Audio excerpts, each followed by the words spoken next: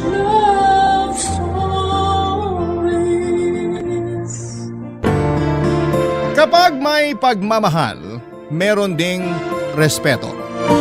Hindi pwedeng isa lamang at hindi sapat na mahalang natin ang isang tao kung binabastos naman natin ito. Ikaw kabarangay, marunong ka bang rumespeto? Dear Papa Dudut, ang sabi nila pag mahal mo ang isang tao ay natatanga ka. Yun bang kahit na winawagayway na sa iyo ang pulang bandera ay binabaliwala mo yon sa pag-aakalang simbolo pa rin yon ng pag-ibig? Nakakatawa na noong una ay hindi ako naniniwala doon hanggang sa ako na mismo ang nakaranas. Pero siguro'y gano'n naman talaga, Papa Dudut. Hindi mo ito maiiwasan lalo na at nagmamahal ka. Pero importante ay hindi mo rin po ito hinahayaan. At yan ang mga natutuhan ko sa buhay pag-ibig ko na gusto kong ibahagi sa inyo, Papa Dudut. At bago ko ipagpatuloy ang aking istorya ay pabati muna ng isang magandang tanghali sa lahat ng mga kabarangay na tulad kong avid listener ng Barangay Love Stories. Tawagin niyo na lamang po ako sa pangalang Nessa, 32 years old at taga Quezon City. Pero nasa Hala-Hala Rizal ako ngayon dahil nagbabakasyon ako sa bahay ng nanay ko habang sinusulat ang storya ko. Na-stress kasi ako sa mga nangyari noong mga nakaraang buwan kaya naman naisip kong mag-relax muna sa lugar namin. Makipagbanding sa pamilya ko at lumanghap ng sariwang hangin. Bata pa lamang, independent na talaga ako. Madiskarte at mataas ang pangarap ko sa aking sarili. Gusto kong magpayaman kasi never kong naranasan na magkaroon ng maluwang pamumuhay ang pamilya namin. Oo, may tinitirhang kaming bahay at hindi naman nagugutom. Pero sapat lang ang kinikita ng tatay ko bilang tricycle driver para sa pang-araw-araw naming pagkain at gastusin sa bahay. Kaya nga nagsikap ako ng husto para maabot ko ang mga pangarap ko. At nagbunga naman yon noong magsimula ang career ko bilang virtual assistant. Dahil masinop naman ako sa pera ay nakapag-ipon ako ng pambili ng kauna-unahang kong condo unit sa Quezon City. Bilang batang laki sa probinsya, minsan ko ring pinangarap na mamuhay sa syudad. Kaya nga noong nagkaroon na ako ng kakayahan ay tinupad ko na ang pangarap na yon. Pero syempre hindi ko kinalimutang tulungan ang mga magulang ko. Binigyan ko sila ng negosyong bigasan at binilhan ng bagong tricycle si tatay. Pinag-aral ko rin ang dalaw ko pang nakababatang kapatid na noong kapwa makagraduate na ay tumulong na rin sa akin para maipaayos namin ang bahay ng aming mga magulang. Marami pa akong pangarap na unti-unti kong tinutupad pero masasabi kong meron talagang bagay na bigla na lamang darating sa iyo.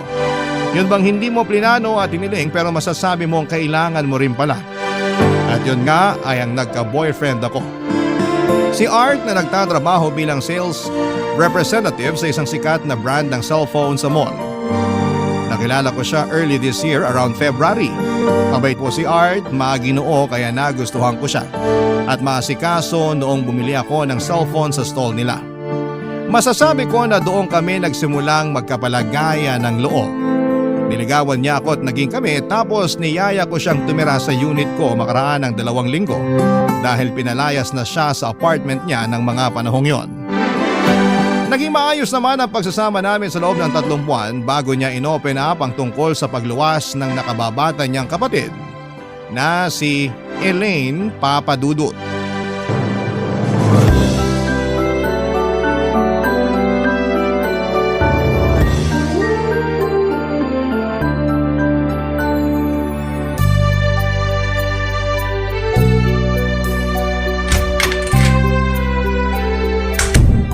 Good morning sa pinakamagandang babae sa buhay ko. Mwah! Babe, ano ba? Anong ano ba? Babe, tirik na yung araw oh. Tanghali na pero sarap pa rin ang tulog mo dyan. Paano hindi mapapasarap yung tulog ko? Pinagod mo ko kagabi. Pero hindi ako nagrereklamo. Akala ko nagrereklamo ka eh. Tampo na sana ako. Ay nako, ito talagang big baby ko, napaka-arte. Alam ko naman na napagod kita kagabi. Kaya nga para makabawi, pinagluto kita ng masarap na almusal. Yung paborito mo. Sige nga, ano yung paborito ko? Garlic rice, daing na bangos, at tapa. Pinaghiwa na rin kita ng kamatis na may itlog na maalat. At nag-brew na rin ako ng black coffee. Isasali na lang sa tasa pag kumain ka na. Naks naman, para akong biglang nagutom Ang sarap naman ng mga hinanda mo. Masarap talaga yun. Kaya ano pang hinihintay mo? Bangon na. Mamaya na. Dito muna tayo sa kama kahit saglit lang. Anong gusto mong gawin natin sa kama, ha? Mahiga muna. Akala ko may iba ka pang plano eh. Ikaw talaga puro kakalokohan. Biro lang naman, babe. Ay, oo nga pala. Meron pala akong sasabihin sa'yo. Ano yun? Nahihiya nga ako pero wala na kasi akong pwede mapakiusapan kundi ikaw lang. Huwag ka na mahiya. Sabihin mo na para matulungan kita. Si Elaine, yung bunsong kapatid namin, Oh, anong tungkol sa kanya? nakakuha siya ng scholarship sa isang university dito. Talaga? Ang galing naman! Oo nga eh. Sa amin talaga magkakapatid, si Elaine yung masasabi kong may utak. Kaya nga sobrang proud na proud kami na naging scholar siya. Lahat naman kayo may utak kaya huwag kang magsalita ng ganyan. Salamat babe. Pero doon na nga papasok yung sinasabi ko sa'yo na gusto kong pakiusapan. Wala pa kasi akong naiipon pang down sa dorm ni Elaine na titirhan niya rito dahil lahat ng sweldo ko na ipadala ko na sa amin. Makikiusap sana ako kung pwede dito muna siya tumuloy sa kondo mo kasama natin. Kahit 2 linggo lang. Pag-iipunan ko lang yung pambayad sa dorm niya. Ha? Sige na, pumayag ka na. Mabait naman yung kapatid ko eh. Masipag kaya hindi ka mahihirapan sa kanya. Tsaka 2 linggo lang naman. Hindi mo na ako magpapadala kay nanay pag sahod ko. Ipambabayad ko muna sa dorm ni Elaine. Okay, sige. Wala namang kaso sa akin kasi kapatid mo naman yun. Tsaka may space pa naman dito na pwede niyang tulugan. Salamat babe. Hulog ka talaga ng langit sa aming magkapatid. Kaya mahal na mahal kita eh. Nako, nambola pa. Hindi yun pambobola no? Oo na. Baka humaba na naman yung nguso mo at magtampo ka na naman dyan. Mabuti pa, buhati mo na lang ako papunta sa mesa. Kunwari, baby mo raw ako. Hindi kunwari. Kasi para sa akin, baby talaga kita. Dali ka na, dali. Kakargahin na kita. Papadudot na sa malayo ang pamilya ni Art, tubong Aurora sila at sila lang ang nasa Maynila para magtrabaho. Katulad ko ay mataas din ang pangarap ni Art. Ayaw niyang magtrabaho sa probinsya nila kaya mas pinili niyang makipagsapalaran sa lungsod. College undergraduate siya pero hindi yun naging hadlang para magsumikap siya sa buhay. Marami na rin siyang pinasukang trabaho at nakatulong na rin siya sa pamilya niya na nasa probinsya pero hindi pa rin maiwasang magipit. Dahil nga 7 silang magkakapatid at siya lang ang inaasahan ng parents niya na magpaaral sa mga ito. Kaya nga naaawa ko kay Art at inalok ko na siyang makipag-live-in sa akin noong palalayasin na siya sa apartment niya. 18 years old lamang si Elaine nang lumuwas pa Maynila at pansamantalang tumuloy sa condo unit ko. 1 bedroom unit lamang ang tinutuluyan namin kaya sa living room area natutulog si Elaine. Nagkasundo naman kami ni Art na gano'n ang magiging setup at nabigyan niya naman si Elaine ng abiso. Maluwag naman yung living area ng condo ko at maganda ang sofa. Kaya kumpiyansa akong magiging komportable si Elaine doon. Masaya naman ako at bukal sa loob ko na patirahin pansamantala sa bahay ko ang nakababatang kapatid ng boyfriend ko dahil para sa akin ay pamilya na ang turing ko sa kanya. Bukod doon ay excited ako at kabado na rin dahil siya pa lang ang kauna-unahang pamilya ni Art na makikilala ko. Hindi pa kasi kami nakakauwi sa Aurora para makilala ang kanila. Masyado kasing busy ang schedule ng boyfriend ko at bukod doon, nahihiya naman siyang umuwi sa kanila na saktong pera lamang ang dala dahil paniguradong hihiritan siya ng mga kamag-anak niya. Kaya laging naipagpapaliban ang plano niyang pagpapakilala sa akin sa personal sa mga magulang niya. Kaya nga ang saya ko dahil sa wakas ay makikilala ko na si Elaine. 1 linggo na namin siyang kasama sa kondo noong may matuklasan ako.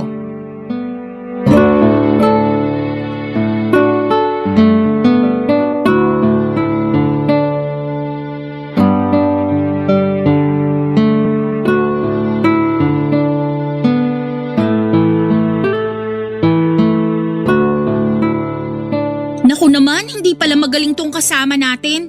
Sa susunod, wag na siyang isali ha. Pabuhat eh. Ay, ano ba yan?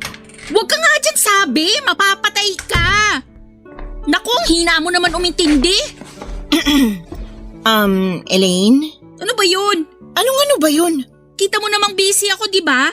Naglalaro ako ng online games tapos istorbo ka. Titigilan mo yan o papatayin ko yung internet connection ko? O ayan, tinigilan ko na. Ano ba kasi yun, te? Mabuti naman naalala mo pa akong tawaging ate matapos mo akong bastusin kanina. Hindi naman kita binastos ah. Sinasabi ko lang naman sa'yo na naglalaro ako. Anong masama dun? Wala namang masama doon pero ang ingay mo. Nakakarindi ka na. Kita mo naman nagtatrabaho ko, 'di ba?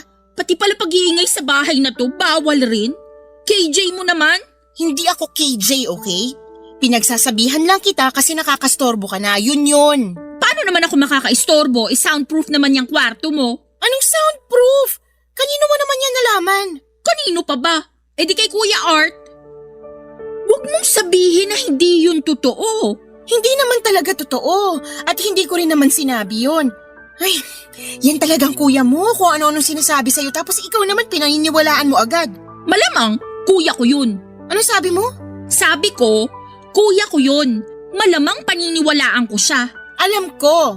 Pero bakit ganyan ka sumagot sa akin? Ano bang mali sa pagsagot ko? Tinatanong mo ko, di ba? Oo nga, pero napakabastos mo namang sumagot sa akin. Hindi ko yakta binabastos. Baka imagination mo lang yan. Alam kong imagination sa hindi, kaya wag mo ako sasabihan ng ganyan. Baka nakakalimutan mo mas matanda ako sa'yo, kaya dapat mo akong irespeto. Hindi ko naman po nakakalimutan na mas matanda kayo sa akin. In fact, ate nga ang tawag ko sa inyo, di ba? Kayo nga ang hindi marunong rumispeto. Kasi plano nyo pa akong patayan ng internet connection, kita nyong naglalaro ako. At ako pa pala ngayon ang walang respeto? Sino pa nga ba? Alangan namang yung security guard ng building na to. Sumusobra ka na talaga. Hindi na ako natutuwa sa pag-uugali mo. Hindi na rin naman ako natutuwa sa ugali mo, no? Hindi porke ikaw ang may-ari ng condo unit na to, magre-reyna-reynahan ka na. Tapos sinaaway mo pa ako? Sige ka, makakarating kay Kuya Art tong ginagawa mo.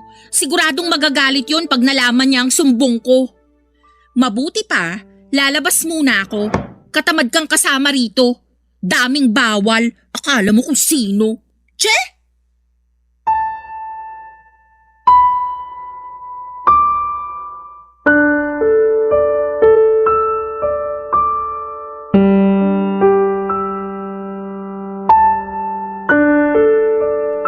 Papadudot yon ang unang beses na punahin ko si Elaine pero hindi yon ang huli.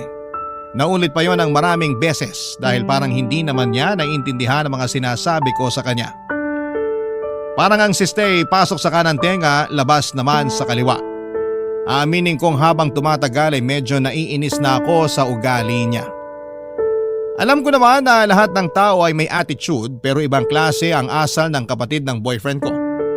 Pero dahil nga kapatid siya ni Art ay pinagpapasensyahan ko na lamang siya sa abot ng aking makakaya. Bukod doon ay kilala naman akong maunawain ng pamilya ko. Inisip ko na baka ako lang talagang may problema sa amin. Dahil sa madalas kong pagpuna sa kanya, baka hindi naman tama na lagi kong nakikita ang mga mali niya. Kahit paano ay tumutulong naman siya sa paglilinis sa condo unit ko. Tulad ng paghuhugas ng pinggan at pagbabacuum ng sahig. Kaya lang ay madalang lamang yon at mabibilang lamang sa mga daliri ko sa kamay. Pero ang pagkakalat niya, pag-iingay at pagiging otosera ang hindi ko na talaga mabilang. Bagay na nakadagdag lamang papadudot sa pagod at stress ko sa trabaho. Barangay Love Stories. Barangay Love Stories. Papadudot ang usapan naming 2 linggong pananatili ni Elaine sa condo unit ko ay umabot na po ng 1 buwan.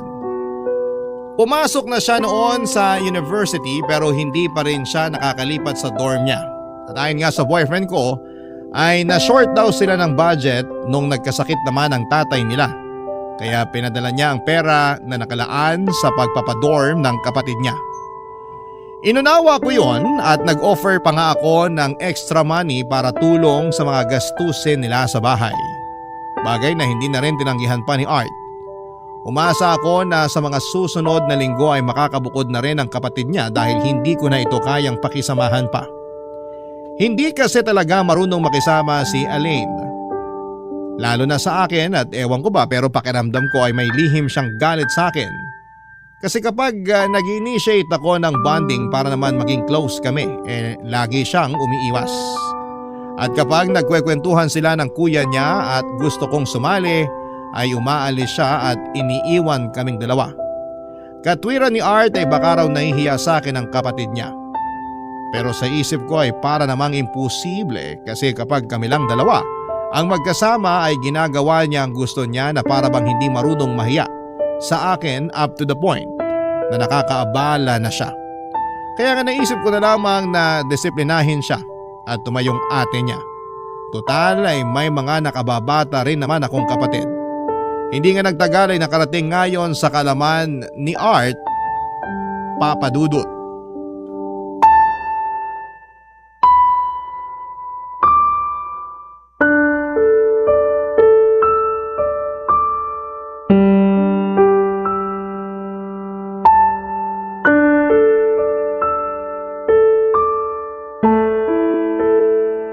Babe, pwede ba kitang kausapin? Tungkol saan? Nabanggit kasi niya na ang sungit-sungit mo raw sa kanya. Lagi mo siyang tinatarayan kapag kakausapin ka lang niya. Katwiran mo raw pagod ka sa trabaho o di kaya busy kang tao. Sabi niya magtatanong lang naman siya kung saan nakalagay yung mga gamit na kailangan niya para makapaglinis. Ha? Sinabi niya yon? Oo, tapos sabi niya pinagbabantaan mo raw siya na puputulan ng internet connection. Kailangan nga niya yun pag nag-aaral siya. Basta, marami pa siyang sinabi na kinasasama ko ng loob sa'yo. Kaya nga kinakausap kita ngayon. Sandali ah. Bago sumama yung loob mo, sana tinanong mo muna ako kung totoo yung mga sumbong sa'yo ng kapatid mo. Kasi wala sa mga sinabi mo yung totoo, Art. Pero kilala ko yung kapatid ko. Hindi siya marunong magsinungaling. Kilala mo nga ba talaga? Baka naman nagbabait-baitan lang siya sa harap mo pero pag ako na yung kasama niya, puro kamalditahan ang pinapakita niya. Mag-ingat ka sa sinasabi mo tungkol kay Elaine. Kapatid ko pa rin yung pinag-uusapan natin dito. Ano bang sinabi ko? Ikaw yung matanda, kaya ikaw dapat ang umunawa. Inuunawa ko yung kapatid mo kahit na may pagkamaldita at spoiled yan ah. Hindi maldita at spoiled ng kapatid ko. Magalang si Elaine, masunurin at hindi pala sagot. Ay talaga lang ah. Kasi hindi naman niya yan sa akin magawa-gawa. Hindi ko na nga lang sa'yo sinasabi yung mga kamalditahan niya sa akin tapos malalaman ko kung ano-ano pala yung sinumbong niya sa'yo. Ikaw naman paniwalang paniwala. Siyempre, kapatid… Alam ko naman na kapatid mo siya, hindi mo na kailangang ipamukha sa akin. Ang kinakasama ng loob ko rito, yung sinabi mong masama ang loob mo sa akin sa mga sumbong ng kapatid mo na wala namang katotohanan. Lakas pa ng loob mong pagsabihan ako na porke ako yung mas matanda, ako dapat ang umunawa. Kung may nagawa man si Elaine na hindi mo gusto, pagpasensyahan mo na lang, babe. Huwag mo akong matawag-tawag na babe ha, naiinis ako sa'yo, Art. Tsaka, ano nga ulit yun? Pagpasensyahan? Inunawa ko na nga yung kapatid mo, ibig sabihin, kasama na rin dun yung pagpapasensya. Pero ano tong nalaman ko? Nagsumbong na nga siya sa'yo, gumawa pa ng kwento na puro naman mali-mali. Intensyon yata talaga niya na pag-awayin tayo eh. Hindi naman sa ganon. Hayaan mo, kakausapin ko sa Elaine. Pipilitin ko siya magsabi ng totoo. Pero nakikiusap ako sa'yo na huwag ka naman maging masyadong mahigpit sa kapatid ko. Napapansin ko kasi parang ina-apply mo sa kanya yung pagiging ate mo sa mga kapatid mo. Hindi ka naman niya talaga ate. Wow! Ako pa talaga ngayon yung pinapalabas mong may mali rito? Hindi nga, babe. Ang akin lang… Huwag mo sabi akong tawaging babe! Yan kasi hirap sa ugali mo eh. Inuuna mo pang magalit kaysa intindi ng sitwasyon. Paano ko iintindihin ang sitwasyon? Una palang dehado na ako. Mismong pamamahay ko parang wala akong karapatang mag-set ng rules kasi gusto mo pabor lahat dyan sa kapatid mo. Wag naman tayo umabot sa puntong pati pagtira namin dito sinusumbat mo na. Hindi tayo aabot dun kung maayos lang sana kayo makisama sa bahay. Tsaka, kilala mo ako, hindi ako ganong klase ng tao pero punong-puno na ako tapos dinagdagan mo pa talaga.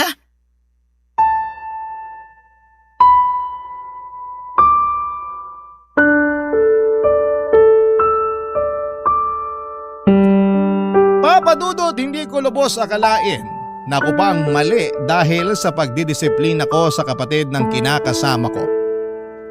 At kahit na anong paliwanag ko kay Art ay tila sarado na ang utak niya dahil para sa kanya ay inaway ko raw si Elaine. Doon ako nagalit at nag-isip na baka ibang klaseng sumbong naman ang sinabi niya sa kapatid niya. Pero ang kinakasama ng loob ko ay pinaniwalaan naman niya yon. Sa lagay ay parang hindi naman niya ako kilala. At ako pa talaga ang lumalabas na kontrabida. Hindi nagtagal ay nagulat ako nang makatanggap ako ng tawag sa messenger mula sa nanay nila Art at Elaine. Hindi ko man sila nakikita ng personal pero alam naman nila ang Facebook at messenger account ko. Sa totoo lang ay hindi ko inaasahan ang tawag na yon pero mas lalo akong nagulat. At hindi inaasahan na sesermonan ako ng nanay niya dahil nakarating na rin sa kalaman nito ang pagdidisiplina ko sa bunsong anak nila. Kung ano-anong mga masasakit na salita ang sinabi ng nanay ni Art sa akin katulad ng wala raw akong karapatan na pagalitan ng anak niya dahil hindi ko raw ito kaano-ano. Nayak na nga lang ako nang matapos ang tawag na yon. Pagkatapos, paglabas ko sa kwarto ay nakita kong ngingisi-ngisi sa akin si Elaine na parang alam niya mga nangyari. Mabilis na lumipas ang 3 araw mula nang sermonan ako ng nanay nila Art. Maghapon akong nasa labas noon dahil nakipagkita ako sa mga kaibigan ko para magpahupa ng galit at nang umuwi ako, pasado 8:00 ng gabi ay ganoon na lamang ang gulat ko nang madatnang kong makalat ang iniwanan kong malinis na condo unit.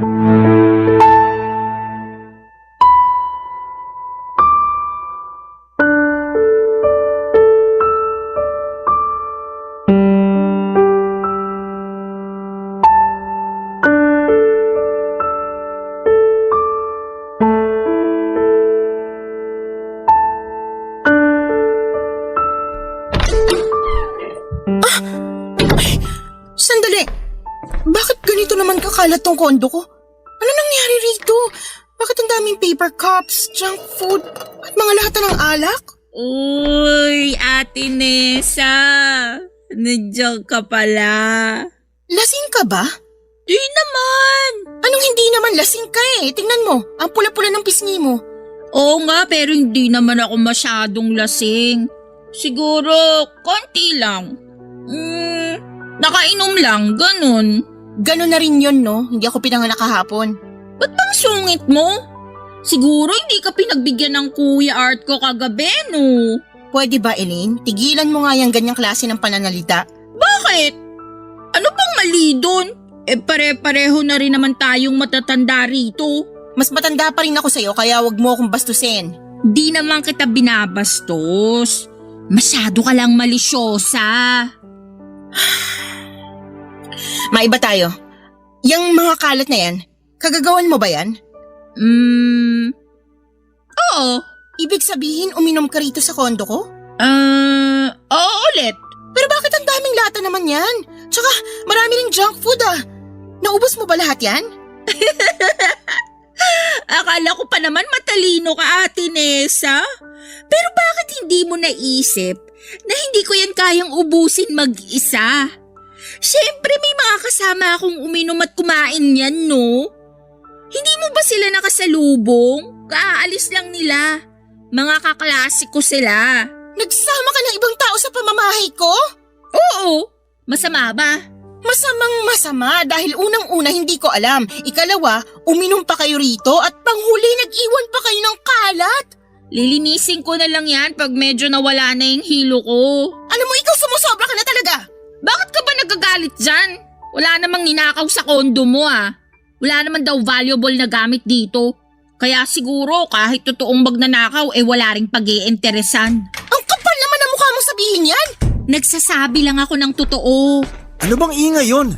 Dinig na dinig yata kayo hanggang ground floor dahil sa taas ng boses nyo eh. Correction. Si Ate Nessa lang ang sumisigaw, hindi ako. Behave kaya ako. Ano ba kasing problema mo, Neza? Kayo ng kapatid mong spoiled brat ang problema ko. Ano na naman ba kasing ginawa namin sa'yo? Nakuha mo ba magtanong? Nandito ka naman pala pero hindi mo man lang sa akin pinaalam na magsasama pala ng mga kaklase ang kapatid mo at mag-iinuman pa sa kondo ko? Alam mo naman na ayaw ko nagpapapasok ng kung sino-sino rito sa bahay ko, di ba? Tatawagan na nga sana kita. Kaso kabilin-bilinan mo sa akin na wag kong istorbohin yung bonding yun ng mga kaibigan mo. Sinusunod ko lang yung sinabi mo. Sinabi mo naman pala na huwag kang tawagan tapos ngayon nagagalit ka dyan. Pero sana naisip niyo man lang na ako pa rin yung may-ari ng bahay na to.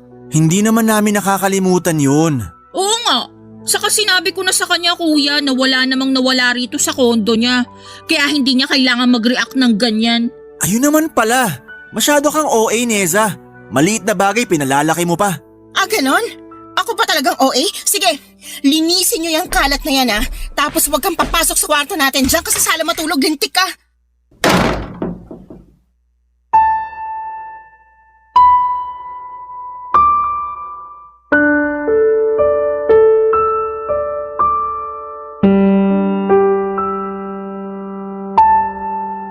Papadudot awang-awa ako sa sarili ko matapos pagtulungan ng magkapatid. Ang kapal ng mukha nila na pagsalitaan ako ng mga masasakit samantalang nakikitira lamang sila sa pamamahay ko. Ako pa naman yung klase ng tao na hindi ugaling magbilang ng tulong o manumbat ng mga nagawa pero punong-puno na ako ng mga panahong yon. Idagdag mo pa na nagkampihan sila ng pamilya nila at pinapalabas na ako talaga ang may pagkukulang at may kasalanan. Bukod doon ay sobrang disappointed ako kay Art dahil simula't sa pool ay hindi na niya ako kinampihan. Laging si Elaine na lamang ang iniintindi niya kasi raw ay mas bata sa akin ang kapatid niya. Hindi ko nga yata narinig na dinidisiplina niya ito kaya lalong nagiging maldita ang luka-luka. Doon ako nakaramdam ng pagsisisi na pumayag akong patirahin ang kapatid niya sa condo unit ko. Nagmagandang loob lang naman ako pero bakit parang hindi naman yata maganda? Ang sukli sa akin at nakaka-stress talaga, Papa Dudut. Barangay Love Stories. Barangay Love Stories. Papa Dudut, ilang araw kong hindi kinibo si Art dahil sa pagtatalo naming yon. Lalo tuloy silang naging close ng kapatid niya at malimit ko silang naabutang nagbabanding nang hindi ako kasali. Nagluluto rin sila ng pagkain sa kusina ko gamit ang mga sangkap na pinamili ko pero para sa kanila lang, Papa Dudut. Hindi nila ako sinasali kasi baka raw hindi ko kainin ang niluto nila. Bagay na hindi ko maisip kung paano nila nasabi hindi naman ako maarte o pihikan sa pagkain. Bukod doon, Papa Dudut, ay si Elaine na lamang ang laging pinasasalubungan ni Art sa tuwing sumusweldo siya. Katwiran niya ay may pera naman daw ako na pambili ng cravings at mga bagay na gusto ko. Kaya kapatid na lamang niya ang ine-spoil niya. Doon na talaga kumulo ang dugo ko dahil hindi na tama ang pinararamdam sa akin ng boyfriend ko. Ewan ko kung paano niya ako natitiis ng ganon habang patuloy pa rin silang nakikitira sa kondo ko. Nakikigamit ng mga appliances, nakikiconnect sa wifi, nakikiluto at nakikikain ng mga pagkain ko. Uulitin ko, hindi ako mapagbilang na tao, lalo na sa mga naitutulong ko pero nang dahil sa kanilang magkapatid ay natuto akong magbilang. Isang araw ay meron na namang ginawa ang kapatid ng boyfriend ko.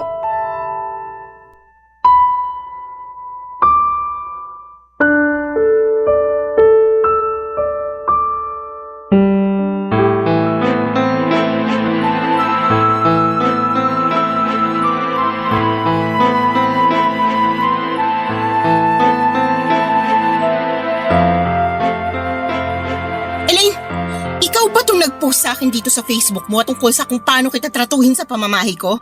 Oo, bakit? May reklamo ka? Totoo naman lahat ng sinabi ko dyan. Oo, Kuya may Art! reklamo ko kasi ang Kuya kapal ng pagbumukha mo. Si Ate Nessa, oh! Anong nangyayari rito? Yan kasing girlfriend mo, sinisigawan ako. Wala naman akong ginagawa rito. Nananahimik lang ako habang nagsiselfone. Ano ba kasing problema mo sa kapatid ko, Neza?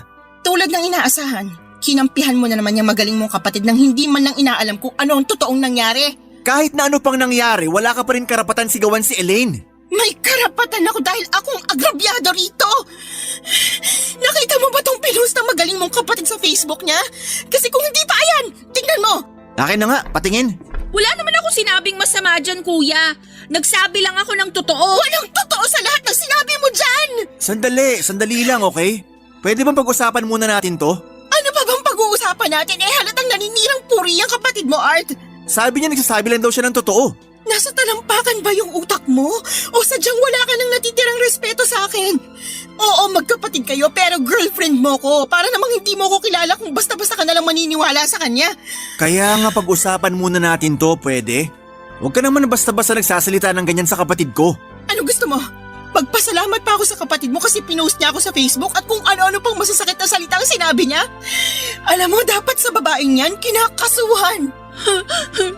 Kuya, ayokong makulong. Hindi ka makukulong, kumalma ka lang.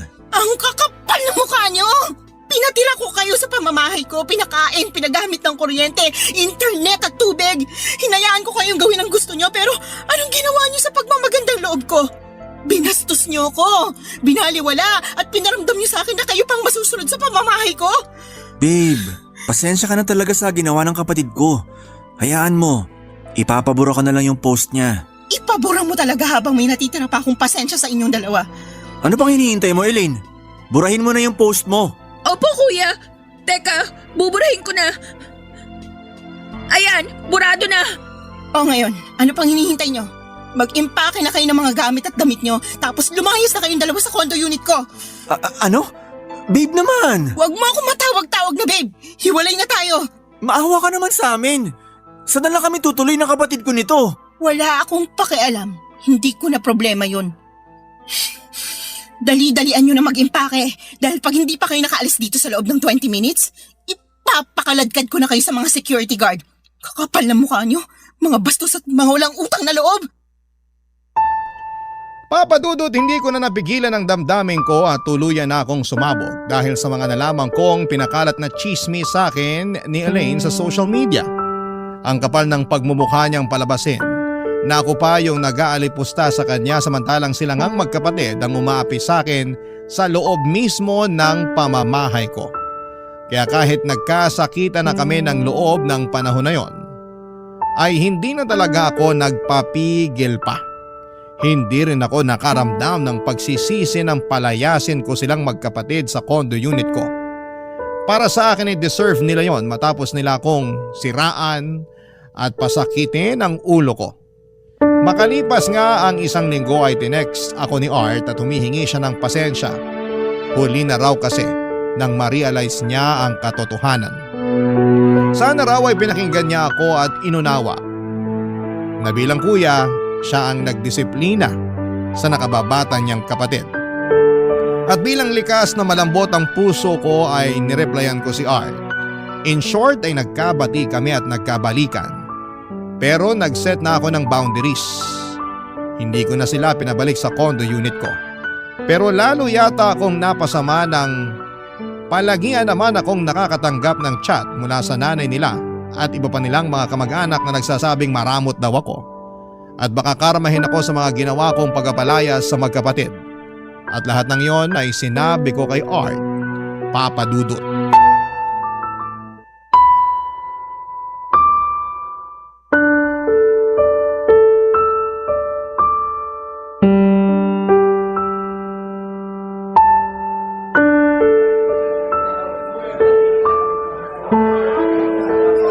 Babe, parang kanina ka pa nakatulala dyan. Hindi mo na yata naintindihan yung kinuwento ko sa'yo. Pasensya ka na, medyo lutang lang ako. Sa trabaho ba yan? Oo, hindi. Ano ba talaga? Merong tungkol sa trabaho pero more on sa mga kamag-anak mo. Lalo na sa nanay mo, babe. Bakit? Ano na namang ginawa nila? Hindi pa rin sila tumitigil sa kakachat sa akin. Kinukonsensya pa rin nila ako sa pagpapaalis ko sa inyo ni Elaine sa condo unit ko. Hindi ko na alam yung gagawin ko kasi bothered na ako eh. Nasasaktan ako sa mga sinasabi nila pero hindi ko na lang sila pinapatulan para wala na lang gulo. Ganun ba? Hayaan mo. Pagsasabihan ko na lang sila. Pero unawain mo na lang kasi nga baka hindi pa nila naiintindihan yung sitwasyon. Ano? Ako na naman ba yung kailangang umunawa rito? Babe naman. Yung kasi pinapalabas mo eh. Ano bang iisipin nila? Siyempre ganun talaga magiging impresyon mo sa kanila matapos mo kaming paalisin sa condo unit mo. At ngayon sinasabi mo naman na kasalanan ko kung bakit ganun ang trato nila sa akin? Wala naman akong sinabing ganyan ah. Hindi naman ako tanga para hindi maintindihan yung pinupunto mo. Gusto mo ulitin ko para sa'yo? Sabi mo, ganun talaga ang magiging impresyon nila sa akin kasi pinaalis ko kayo ni Elaine sa condo unit ko. O diba? Halatang sinisisi mo ako sa nangyayari sa akin kasi nga pinaalis ko kayo. Ay, pwede bang kumalma ka muna? Pinagtitingin na tayo ng mga tao. Oh. Wala akong pakialam kahit pagtinginan pa nila tayo. Bakit? Nahihiya ka na ba? Aba, buti sa ibang tao may hiya ka pero sa akin walang hiya ka. Neza naman, sumusobra ka na ha? Ikaw ang sumusobra! Kayo ng kapatid mo, ng nanay mo at ng mga kamag-anak mo. Akala ko pa naman nagbago ka na kaya ka nagsorry sa akin. May pasabi-sabi ka pa na sana na-realize mo ng mas maaga yung mga bagay para hindi na tayo humantong sa ganitong sitwasyon. Ako naman si tanga, naniwala at nagpauto ulit sa'yo o tapos ngayon, naulit na naman. At ikaw, ayang ka na naman sa pagkonsinti sa maling gawain ng pamilya mo. I'm sorry, okay? Surihin mo mukha mo, ayoko na sa'yo. Ayoko na sa katulad mong walang paninindigan, konsentidor, walang respeto sa akin bilang girlfriend mo tapos ginagawa mo pa akong tanga.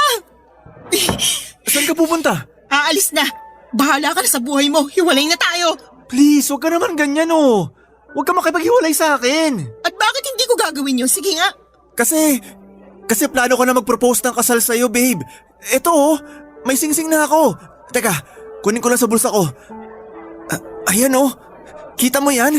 Wow, how romantic. Pero hindi mo na kailangan magtanong kasi no ang sagot ko. Pakasalan mo mukha mo. Diyan ka na.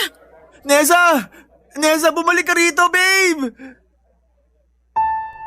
Papadudot nilayasan ko si Art ng walang lingon-lingon sa date namin dahil inis na ako sa kanya. Buong akala ko pa naman ay nagbago na siya pero hindi pa rin pala. Pagkasakay ko sa kotse ay nagstay muna ako ng ilang minuto sa parking area para umiyak. Kahit naman paano ay masakit sa akin na makipaghiwalay ulit sa lalaking mahal na mahal ko pa. Pero pagkatapos naman noon ay tumahan ako at masasabi ko na gumaan ng husto ang dibdib ko. Para bang nabunutan ako ng malaking tinik sa lalamunan. Nang mga panahong yon ay umuwi ako kina nanay sa Hala-Hala Rizal para magsumbong. Blinako na rin sa messenger ang mga kamag-anak ni Art at nag-deactivate ako ng social media. Nag-social media break muna ako kasi pakiramdam ko ay masisiraan ako ng bait sa mga nangyari. Hindi ko akalain na mauuwi sa bangungot ang love story namin ni Art. Pero inisip ko na blessing in disguise ang paghihiwalay namin ng landas. Sa ngayon ay inaabala ko na lamang ang sarili ko sa trabaho habang naghihilom ang aking puso. Hanggang dito na lamang po ang sulat ko at maraming salamat sakaling mapili po ninyong i-ere sa programa ninyong Barangay Love Stories. Sana po'y kinapulutan po ito ng aral at inspirasyon ng mga kabarangay natin. God bless sa inyong lahat, Papa Dudut, and more power sa inyong istasyon. Ang inyong kapuso at kabarangay forever, Nessa. Barangay Love Stories. Barangay Love Stories. Ako, gigil na gigil talaga ako sa nangyayari sa kwento natin. O ikaw, kabarangay, kumukulo rin ba dugo mo? Pwede kang mag-iwan ng comment sa ating comment section. Nagustuhan ng iyong napakinggan? Ituloy yan via live stream sa www.gmanetwork.com/radio. Barangay LS 97.1 forever. Love stories. Mahirap daw utusan ng puso kapag nagdedesisyon ito. Kahit ang utak daw ay may hirapang kontrolin ito. Ikaw, kabarangay, nangyari na ba sa'yo ang digtahan ka ng puso mo kahit ayaw ng utak mo? Dear Papa Dudut, magandang araw po sa inyo. Ako po si Gregorio pero tawagin mo na lamang ako sa pangalang Lolo Gorio. 79 na taong gulang na sa kasalukuyan. Hindi na po ako nagtatrabaho at tumatanggap na lamang ng pensyon mula sa 40 taon na pagtatrabaho. 10 taon na nang tumigil ako. Medyo late na para sa retirement age dahil nakiusap ako sa kumpanya na ibigay pa sa akin ng ilang taon bago ako magretiro na ibinigay naman nila. Dahil nga sa tagal ko na nang nagtatrabaho doon at maganda ang record ko mula sa umpisa. Kaya edad na 69 nang magretiro ako, Papa Dudut. Mula noon ay pinagkabalahan ko na ang paghahalaman. Naging libangan at therapy ko na kapag nalulungkot ako. Bukod sa senior citizen na ay senior din ako dahil ang anak ko ay isinunod namin ng nasira kong asawa sa akin. Kaya siya si Gregorio Jr. na tinawag naming Greg. Wala na po ang anak ko at ang asawa niya pero naiwan nila sa akin ang nag-iisang anak nila na isinunod din sa pangalan ko. At siya nga po si Gregorio III. Noong bata pa siya ay tinatawag namin siyang Greggy. Pero nang nagbinata na siya ay mas gusto niyang tawagin na Third. Mabait ang apo ko at hindi na siya umasa sa sweldo at sa pensyon ko mula nang natuto siyang magnegosyo. Nagtayo siya dati ng isang sari-sari store at dahil sa pagsusumikap ay napalaki niya ito at naging isang mini grocery o parang convenience store ba. Pero hindi 24 oras bukas. Sa ngayon po ay 40 taong gulang na siya at hanggang ngayon ay wala pa po siyang asawa. Nagtataka po ako pero hindi ako nagtatanong. Hindi naman po bakla ang apo ko. Hindi din siya pihikan pero siya po ay isang torpe. Hindi marunong humarap sa babae kapag manliligaw na. Kaya umabot siya sa edad na 40 nang hindi nagkakaroon ng karelasyon. Kaya madalas ko siyang kinakausap para naman magkaroon siya ng lakas ng loob, Papa Dudut.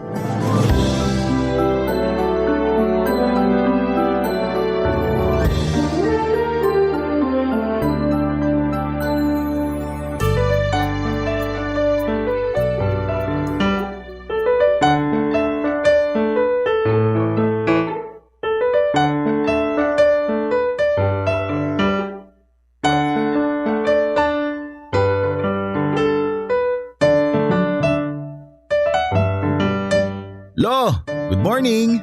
Good morning din, apo ko. Tulungan kita. Aba, bakit? Ano pong bakit? Bakit naman po hindi? Ibig kong sabihin, bakit ka tutulong? Hindi ka ba pupunta sa tindahan? Lo, hindi ba marunong na si Cairo mag-asikaso doon? Kaya mamaya na ako hapon pupunta para i-check kung okay ang lahat. Masipag din ang anak-anakan mong yun ah. Mabilis pa matuto. Bakit ba hindi ka pa kasi mag-asawa? Para may totoo ka ng anak. Eh na naman tayo, Lo eh. Oh, bakit?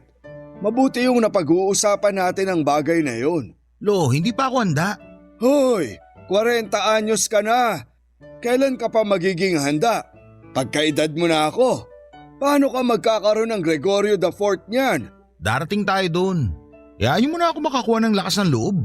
Third, saan ka ba kukuha ng lakas ng loob? Sa pagputi ng buhok mo at sa pagkulubot ng balat mo? Aba, sayang naman yung kagandahang lalaki mo na namana mo sa akin kung hihintayin mong malukot. Lahat naman tayo darating doon. Lahat tayo tatanda. At matanda ka na, kaya dapat mag-asawa ka na. Basta Lo, isang araw magugulat ka na lang. Nako, gugulatin mo pa ako. Baka atakihin naman ako sa gulat. Lolo naman eh. Oh, totoo lang ang sinasabi ko. Third, matanda na ako. At eto ako ngayon, malakas pa dahil nandyan ka.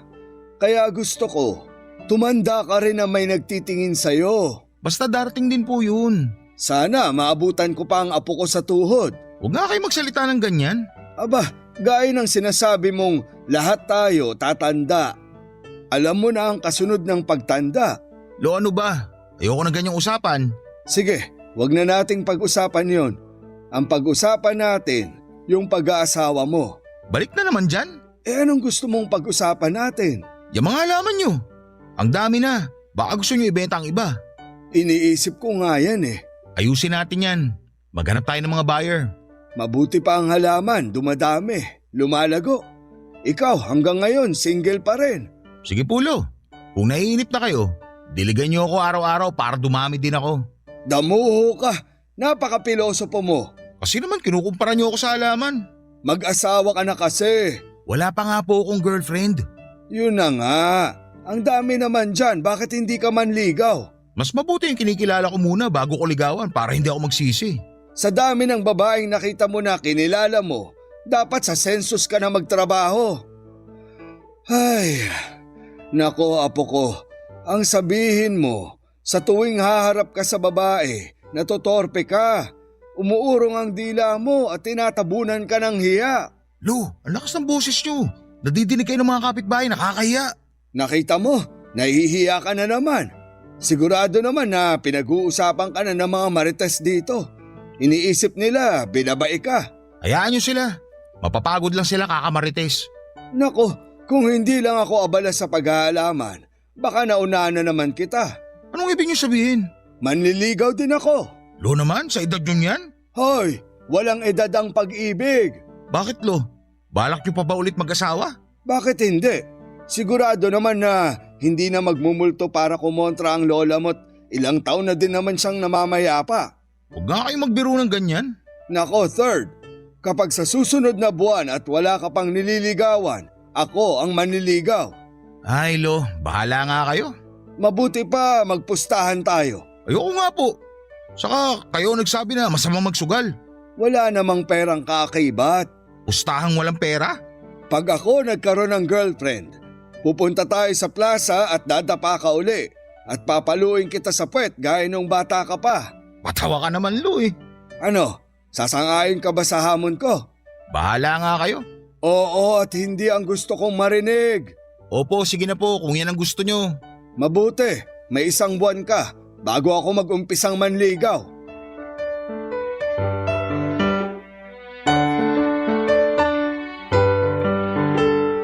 Papadudot na pasubo ako sa upo ko sa paghahamon. Mabuti na lang at wala akong pustang kung anong pangako kaya pag natalo ako ay wala naman akong magiging atraso. Gusto ko lang naman kasing magising siya kasi 40 na siya. Hindi ko nga alam kung pasok na siya sa kategorya ng pagiging matandang binata. Pero palapit na ng palapit ang petsa. Matatapos na ang isang buwan na palugit. Kaya kailangan kong maghanda. Kapag naiisip ko ang pustahan ay ginagawa kong abala ang sarili ko sa paghahalaman. Kaya isang beses ay nagpunta ako sa lugar na tindahan ng mga halaman. Gusto kong bumili pa ng mga buto na itatanim at makahanap ng pwedeng pagbentahan ng mga halaman ko o kaya ay pwedeng makausap na ipabenta ang halaman ko at may porsyento na lamang sila sa mabibenta. Hanggang sa nakilala ko si Christine. Tawagin na lang natin siyang Tintin kasi yon ang gusto niyang itawag sa kanya. 28 anyos lang si Tintin pero may-ari na ng isang malaking tindahan ng halaman. Minana niya daw sa mga magulang niya ang negosyong ito at nagsimula ng negosyong pagbebenta ng halaman. Papadudot napakagandang babae ni Tintin at bukod doon ay napakabait at napakapalabiro pa.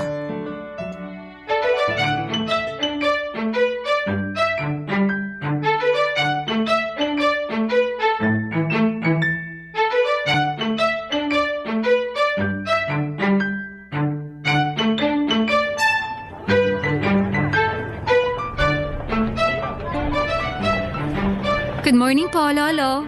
Sobra ka naman sa lolo. Ganun na ba ako katanda tingnan? Ay, sorry, sir. Wag naman sir, tawagin mo na lang akong Greggy. Greggy po talaga? Oo, Yung totoo po. o siya, Goryo. Hi, Goryo. Ayos na ako sa Goryo, basta walang lolo ha? Yes, sir. Pati yung sir, plain Goryo lang. No problem po. Saka tanggalin mo na yung po. Naku, baka marinig naman ako ng ibang tao. Sabihin hindi ako marunong gumamit ng po at opo. Ako naman ang may gusto, kaya wala na silang pakialam doon. Sige na nga po. Parang na-high blood kayo eh. Abay, hindi naman patas na pangalan ko lamang ang alam mo. Ay, oo nga pala. Ako si Christine. Pero kung usapang nickname din naman, tawagin niyo na lang akong Tintin. Bagay sa'yo ang Tintin. Bakit? Wala, may masabi lang. Nakakatawa pala kayo? Ay, hindi lang ako nakakatawa. Marami pa akong kayang gawin. At mabalik tayo. Wala akong high blood. Yan ang may pagmamalaki ko sa edad kong ito. Wow! Healthy pala kayo?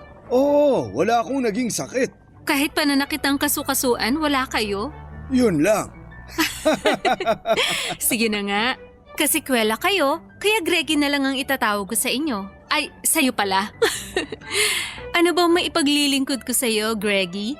Una, gusto kong bumili ng mga buto ng mga bulaklak. Madami kaming klase ng buto dito.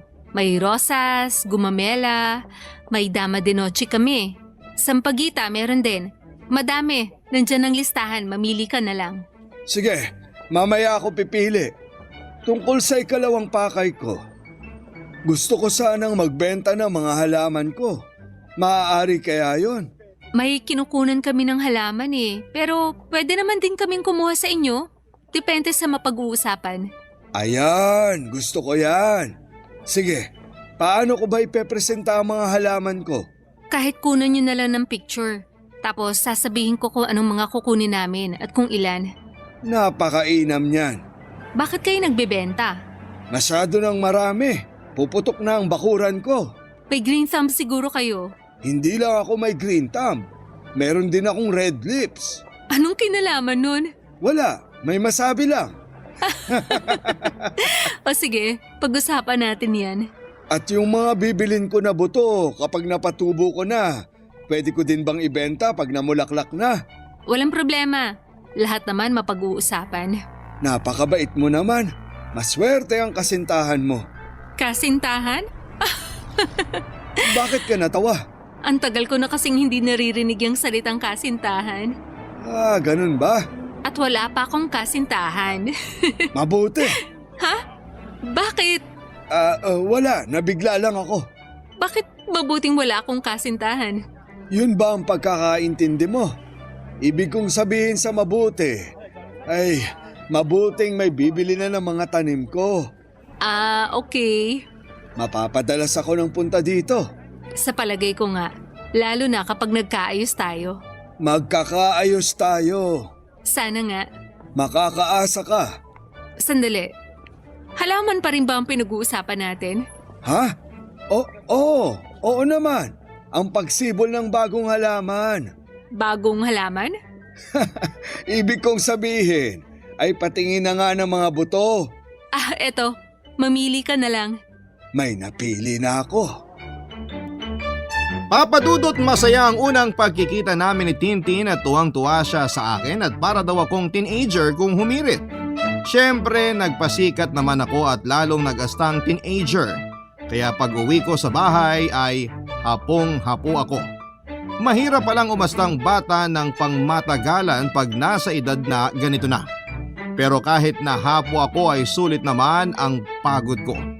Dahil nakilala ko si Tintin at nakilala ko siya ng mas malalim pa.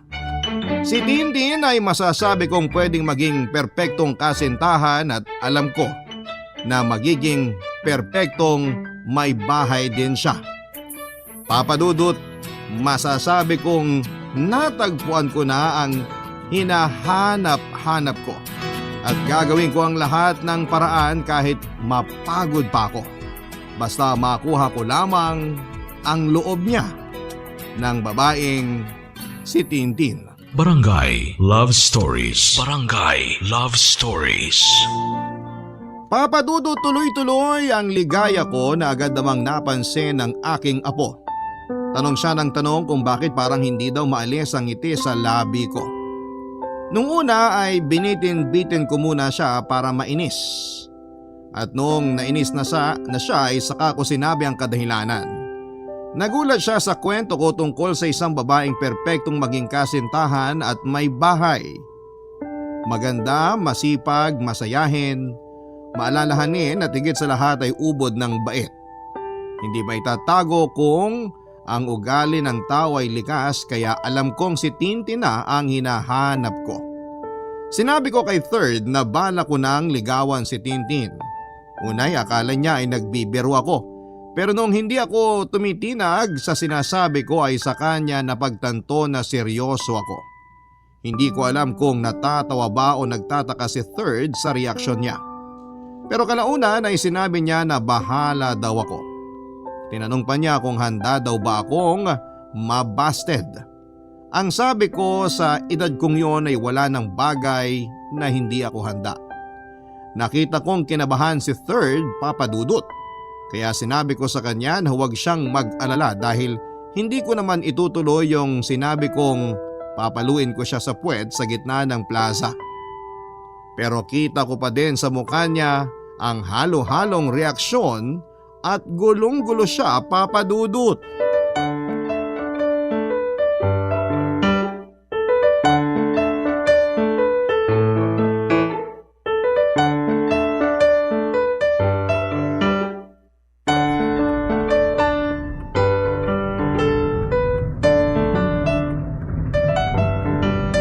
Saan po ba tayo pupunta? Basta sundin mo lang ang dikta ko. Ikanan mo dyan.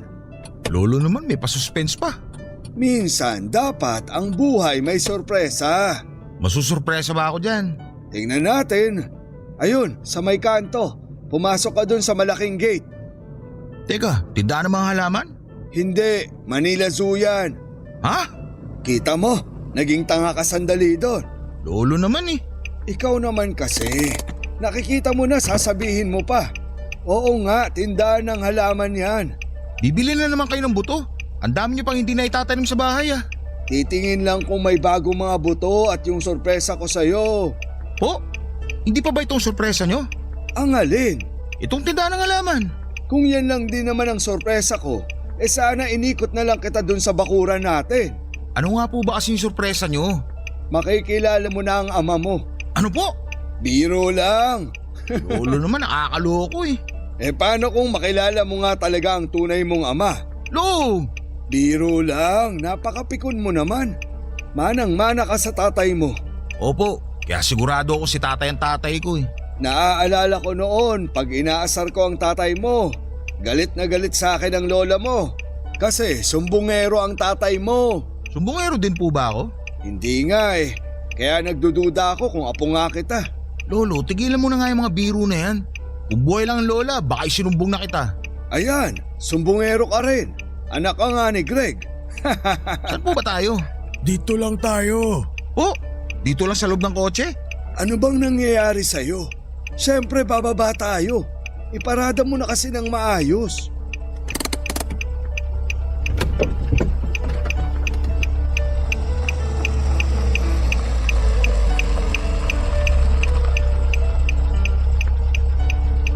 O yan po. Ano pong susunod na gagawin ko? Buhatin mo ako. Oh, bakit po? Gusto ko lang. Seryoso po ba? Ewan ko sa'yo. Halika na nga. Sakto tong pinaradahan mo. Ayun ang tindahan ni Tintin. Ah, si Aling Tintin pala ang pakay. Sino pa ba? At wag mo siyang tawaging Aling Tintin. Ayaw niya. Tintin lang ang itawag mo sa kanya. Okay, sabi niyo eh. Eto, dito na tayo. Pasok tayo. Tintin! Tintin! Sarado yata, lo. Paano tayo nakapasok dito kung sarado? Diyan ka na nga muna. Titingnan ko dun sa likod. Ay, may tao. Sorry, may kinuha lang ako sa kabila. Good morning. Good morning din. Ano bang hanap mo? Hindi ako, yung lolo ko. Ando siya pumunta sa likod. Teka, puntahan ko siya. Naku, hayaan mo na siya. Babalik din yun pag walang nakita. Anong halaman ba ang hinahanap ng lolo mo? Hindi halaman, tao. Sino? Si Aling, ibig ko sabihin si Tintin. Tintin? Oo, Ako si Tintin. so Tintin din ang pangalan ng lola mo? Hindi. Caridad ang pangalan ng lola ko. Teka, naguguluhan ako ah. Tintin! Ikaw si Tintin? Greggy! Greggy? Papa Dudut, kitang-kita ko sa mukha ni Third ang pagkagulat nang makilala niya si Tintin. Mahilig kasing mag-assume ang apo ko at akala niya ay kaedad ko si Tintin. Hindi niya alam na matanda lang ako ng konti. Biro lang po. Hanggang ngayon kasi natatawa pa din ako sa reaksyon niya. Sayang at hindi ko na-i-video.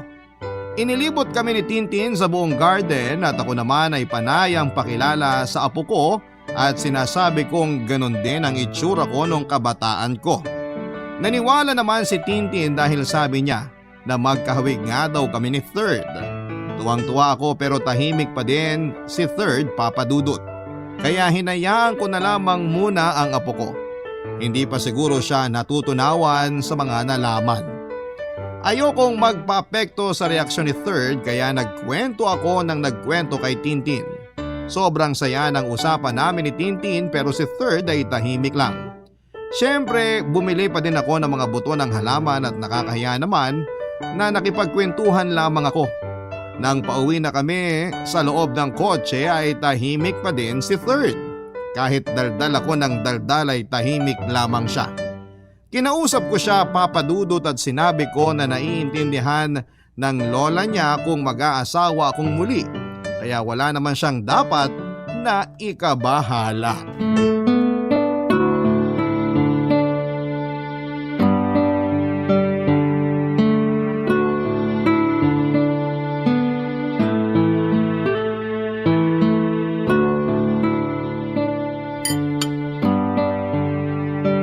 Parang maalat tong niluto mo. Pasensya na po. May iniisip po kasi ako kanina pa. Anong iniisip mo? Wala po. Baliw ka ba? May iniisip ka tapos wala. Hayaan nyo na lang po yun.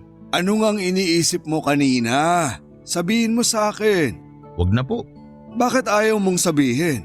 Hayaan nyo na. Kalimutan na lang natin. Ikaw ang bahala. Sige, may tatanong na lang ako. Hoy, nakikinig ka ba? Opo. Ano po ba yung tatanong nyo? Anong masasabi mo kay Tintin? Yan nga po ang kanina ko pa iniisip. Oh, akala ko ba ayaw mong pag-usapan ang iniisip mo? Pero sinabi mo rin. Kasi naman, Lo. Kasi ano? Lo, alam nyo naman ang sinasabi ko. Alam mo, dumiretso ka na nga sa mga gusto mong sabihin. Huwag mo na akong pinapahula pa. Lo, ilang taon lang si Tintin? 30? Hoy, 28 lang yon. Kita nyo? Mas bata pa pala. Pinagmalaki nyo pa. Oh, mano naman kung bata siya? Lo, hindi siya mas bata sa inyo, kundi sobrang bata niya para sa inyo. Sana dineretso mo na sobrang tanda ko na. Kayo nagsabi niyan. Ano bang problema?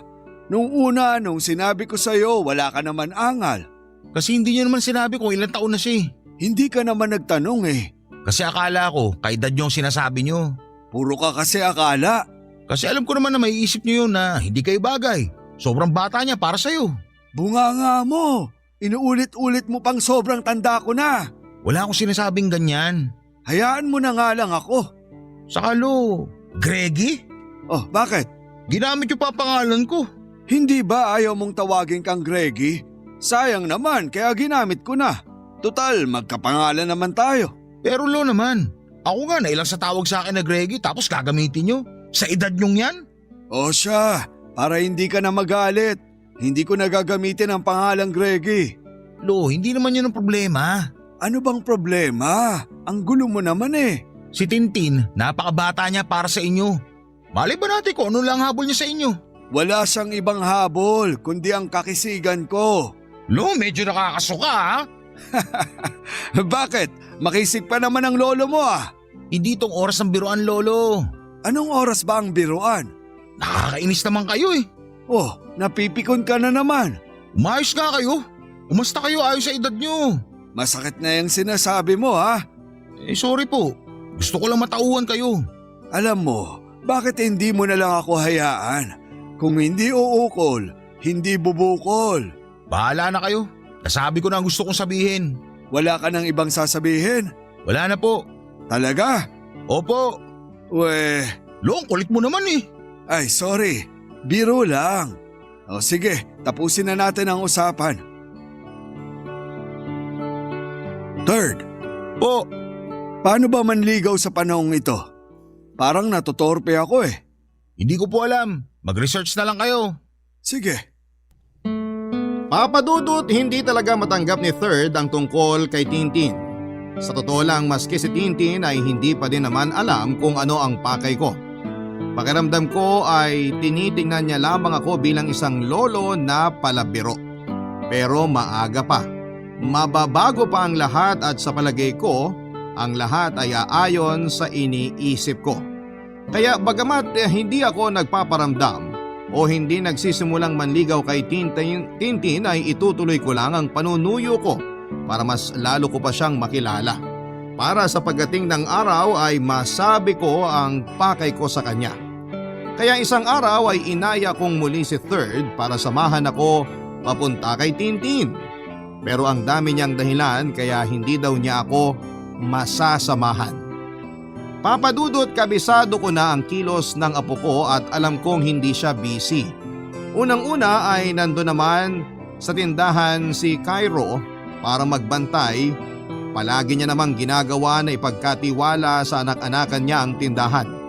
Kaya pinilit ko siya pero matigas ang apo ko. Ayaw niya talaga akong samahan kahit sinabi ko na sandali lamang kami. Ayaw niya talaga. Nakulitan ata sa akin at napataas ang boses niya. Nabigla tuloy ako, Papa Dudut. Hindi ko akalain na masisigawan ako ng apo ko. Sa sobrang pagkabigla siguro ay sumakit ang dibdib ko at nawalan ako ng bala, Dudut. Barangay Love Stories. Barangay Love Stories. Papa Dudut, sinabi ng doktor na maayos naman daw ang kalagayan ko. Kailangan ko lang daw ng pahinga. Sa totoo lang ay natakot din ako kasi unang beses kong pumunta ng ospital na ako ang pasyente. Kahit kailan ay hindi pa ako nadadala sa ospital dahil sa sakit. Pero napanatag ang loob ko nang sabihin ng doktor na pahinga lang. Pinauwi na din ako kaagad sa bahay ay hindi naman mapakali itong si Third sa pag-aasikaso sa akin. Aligaga siya at halos maiyak. Kaya kinalma ko siya at sinabing hindi ako galit sa kanya at hindi ako magagalit sa kanya. Umiyak siya lalo at humingi ng patawad, Papa Dudut.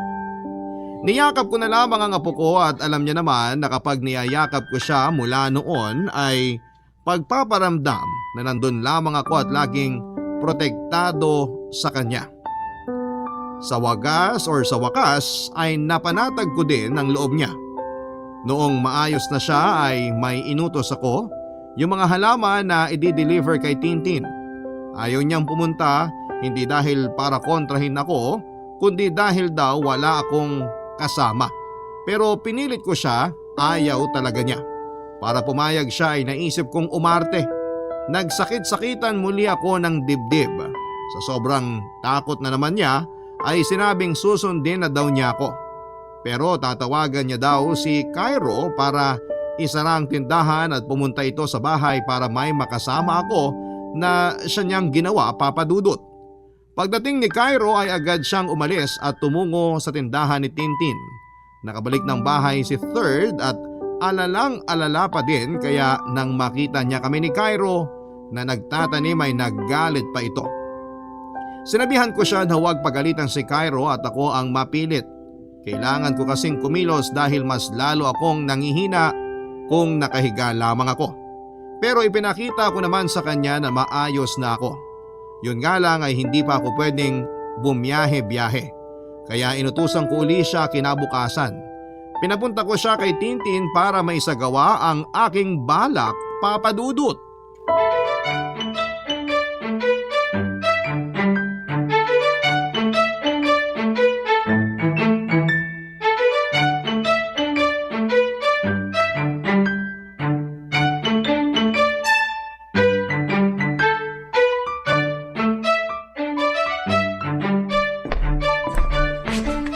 Third, mabuti gising ka na. Ang aga nyo naman gumising. Dapat nagpapahinga muna kayo. Nakapagpahinga na ako habang natutulog kagabi. Ano po? Wala, sabi ko may papakiusap ako sa'yo. Ano po yun? May kailangan ba kayo? May kailangan nga ako, kaya nga ipapakiusap ko eh. Ibig ko pong sabihin, may papabili ba kayo? Wala, napitas ko na sa hardin. Napitas? Oh, yung mga bulaklak. Wow, Lo! Ang ganda naman itong bukay ng bulaklak. Saan mo binili to? Nakikinig ka ba? Sabi ko di ba pinitas ko sa hardin. Galing to sa mga tanim nyo?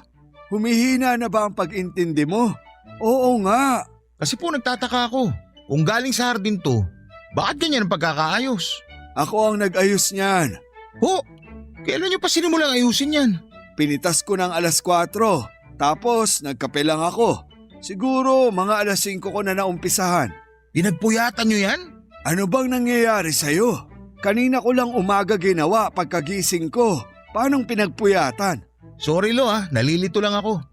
Nagugulat kasi ako na may talent pala kayo sa paggawa ng bouquet ng bulaklak. Nagulat din ako sa sarili ko eh. Bakit kayong gumawa niyan? Magnenegosyo kayo ng flower shop? Hindi. Ipabibigay ko yan kay Tintin. Okay. Oh, bakit parang nawalan ka ng gana? Hindi po.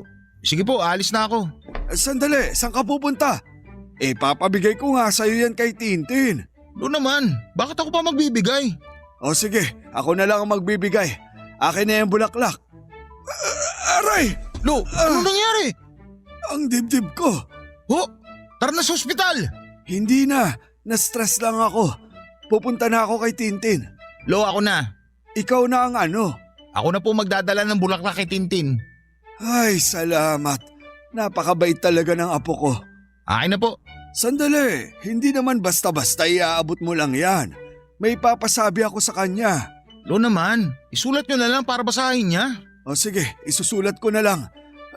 Aray! Sige na Lo, huwag nyo na isulat. Ano po bang sasabihin? Gusto kong manligaw sa kanya. Pero ayoko munang malaman niya na ako ang nanliligaw. Kaya ibigay mo sa kanya to at sabihin ang mga ipapasabi ko. Pero wag mong sasabihin na galing sa akin yung bulaklak ha. Oo na po. Ano po bang sasabihin? Sabihin mo, Tintin, bulaklak para sa'yo. Sana magustuhan mo. Paano kung tanungin kung sino nagbigay? Ayan ka na naman eh. Wag mo ngang sabihin. Sabihin mo secret agent. Admirer? Ay, admirer nga. Bakit ko ba nasabing agent? O siya, tapos sabihin mo na napakaganda niya, ng labi niya, ng mata niya, ng lahat-lahat sa kanya.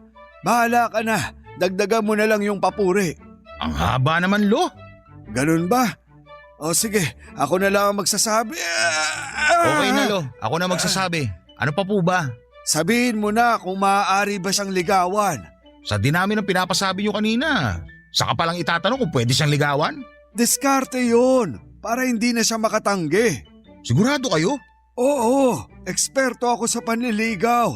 Kaya nga napasagot ko ang lola mo eh. Si Lola lang ba niligawan nyo? Wag mo na nga akong gawan ng issue. Nananahimik na ang lola mo pag seselosin mo pa. Nagtatanong lang naman po, guilty ka agad? Okay na, sige na, hindi ka na guilty. Huwag na nga kayo umarting masakit ang dibdib. Umaarte? Ako? O sige, kung ayaw mong maniwala, hayaan mo na lang ako pag dumadaing. Lolo naman parang bata. Alis na nga po ako. Sandali, hindi pa tapos ang panliligaw. O ano pa po? Sabihin mo na handa akong maghintay kung kailan niya ako sasagutin.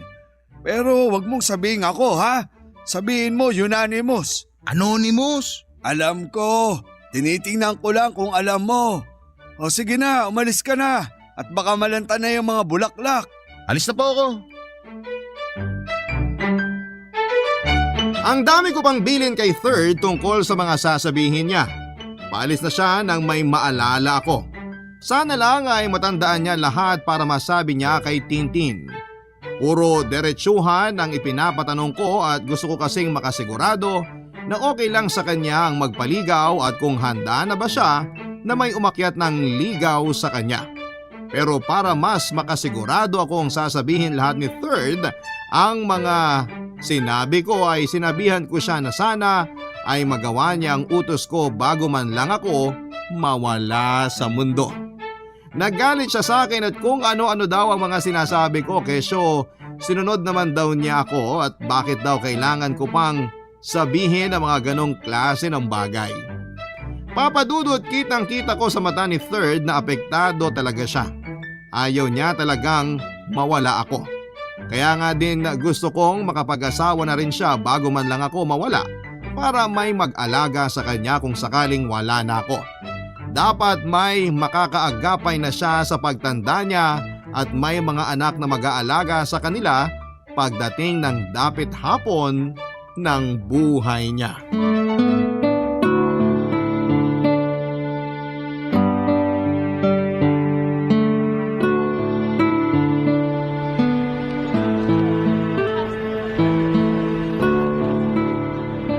Good morning, Tintin. Oh, Third. Teka, nasan si Greggy? Si Lolo Goryo? Si Greggy nga. Ako kasi si Greggy talaga. Si Lolo ay Goryo at si Tatay ay Greg. Ay talaga? Parang mas bagay sa yung third. Kaya nga nagsettle na ako sa nickname na Third. Oo nga. Kasi bagay sa lolo mo ang Greggy eh. Sige na nga, kung yun ang gusto mong itawag sa kanya. Oh, nasa na si Lolo Goryo mo? Akala ko Greggy. Anyway, nasa bahay siya nagpapalakas. Sana bumilis ang paglakas niya. Kasama nga siya sa dasal ko eh. Salamat, napakabait mo pala talaga. Hindi na iba sa akin ang lolo mo. Ikaw din naman kay Lolo. Alam ko naman. Eto, may pinabibigay pala siya. Bulaklak? Ipinabibigay ng lolo mo sa akin? Ha? Hindi pala.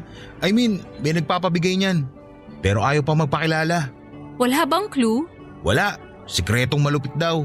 Sikreto? Paano ko siya makikilala? Basta, magpapakilala na lang daw siya sa'yo. Sino naman kaya magpapabigay sa akin yung bulaklak? Basta, Di sige, kung ayaw mong sabihin, salamat na lang. may pinapasabi din pala siya. Aber, ano? Napakaganda mo daw, sa itsura at kalooban.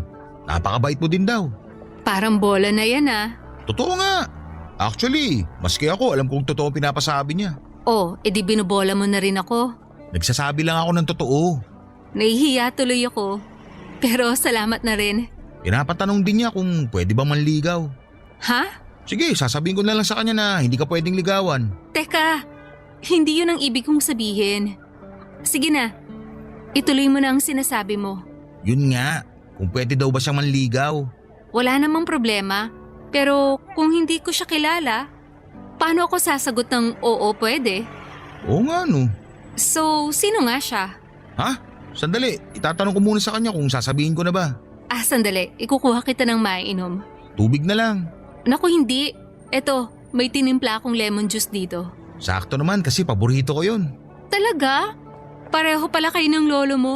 Paborito niya rin yan, kaya nga yan ang tinitimpla ko eh. Ha? Orange juice ang paborito ni Lolo ah. May sinasabi ka? Wala, sabi ko mukhang masarap yung lemon juice. Oo naman. Eto, tikman mo para mas mapatunayan ko. Masarap nga talaga. Parehong-pareho kayo ng reaksyon ng lolo mo nung una niyang matikman ng lemon juice na ginawa ko. Masarap. Anong inalo mo dito? Lemon? Lemon? Joke ng lolo mo yan.